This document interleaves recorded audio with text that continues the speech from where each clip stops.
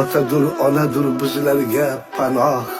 Og'ritsak dilini eng og'ir gunoh. Onalar fayzlik har bir xonadon, gul bo'lsa farzandi otadur bog'bon. Yolg'iz murabbiyim sizsiz yagona. Madhingiz nechun kuylamay, toki jonim bor. Otajon, azizam ona. Ota-onalar haqida gapirishga juda ustamiz. Faqat men emas, siz ham. Lekin tiriklik chog'ida qadriga yetmaymiz, o'tib ketgandan keyin dod deb qolamiz. Ruhlarni shod qilmoq bo'lib qo'ylar so'yamiz. El yurtga osh tarqatamiz.